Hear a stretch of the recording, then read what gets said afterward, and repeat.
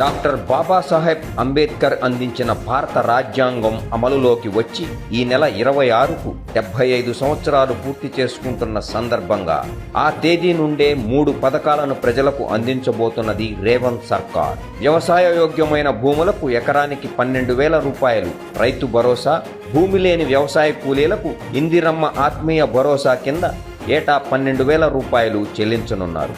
Ration కార్డులు లేని వారికి కొత్త రేషన్ కార్డుల జారీ జరగనున్నట్లు కేబినెట్ భేటీ అనంతరం సీఎం రేవంత్ రెడ్డి ప్రకటించారు.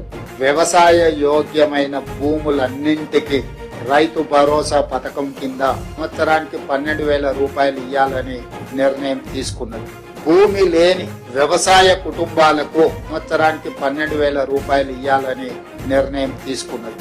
ఇకపై రాళ్లు, రప్పలు, గుట్టలు, వెంచర్లకు రైతు భరోసా బంద్. తద్వారా నిజమైన రైతులకు మేలు జరుగుతుంది అని సర్వత్రా హర్షం వ్యక్తమవుతూ ఉంది. రేవంత్ నిజమైన రైతు బాంధవుడు.